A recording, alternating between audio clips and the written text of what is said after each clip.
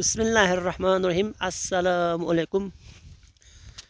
میں اس وقت ایسی جگہ پر کھڑا ہوں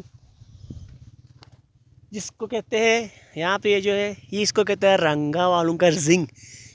اس میں یہاں پہ لوگ پانی جمع کرتے ہیں اور اپنے کھیتوں کو یہاں سے لے جا کر ڈالتے، اس کو رنگا زنگ کہتے ہیں۔ یہ جگہ یہ روڈ، مین روڈ، یہ گمبا یہاں سے جائے گا تو آپ گمبا پہنچے گا، گمبا سینٹر CMH کے چوک پر پہنچے گا۔ یہ روڈ کتپانہ، رنگا، زسنا والے یہاں سے جاتے ہیں گمبا۔ یہ جگہ رنگیر زنگ کے نام سے بہت مشہور ہے۔ رات کو ایک بندہ نہیں آ سکتا یہاں پہ لوگ کہتے ہیں کہ پرانی بات ہے کہ بچپن سے میں نے سنتے ہوئے آیا کہ یہاں پہ اس جگہ میں جین وغیرہ، بھوت وغیرہ رہتے ہیں، اور لوگ رات کو یہاں اس جگہ سے اکیلا گزرنا لوگ ڈرتے ہیں، کسی کو ساتھ اگر نہ ہو تو۔ یہاں پہ آپ دیکھ سکتے ہیں ان کے جنگلات بھی ہے یہاں پر۔ ابھی یہ سوکھ چکے، یہ جو تالاب ہے پانی جمع کرنے کا ان کو ایک ڈیم ہے، ڈیم کے طور پر یہ استعمال کرتے ہیں۔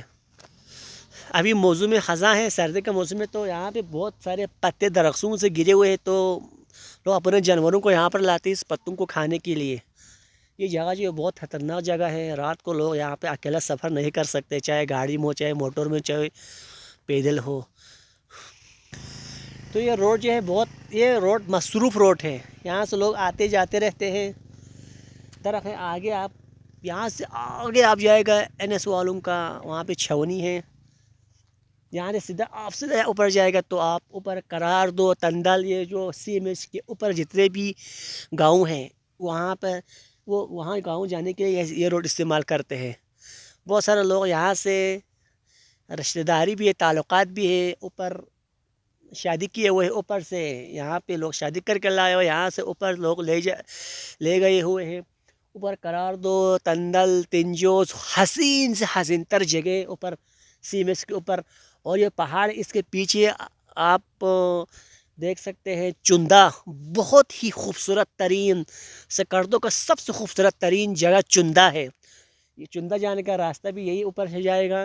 اس پہاڑ کے پیچھے ایک کالا پہاڑ آپ کو نظر آ رہا ہے، اس کے پیچھے ہے بہت حسین، بہت خوبصورت جگہ ہے چندہ۔ تو سرسبز سے گرمیوں میں لوگ یہاں پر گھومنے پھرنے کے لیے آتے ہیں، بہت حسین جگہ ہے۔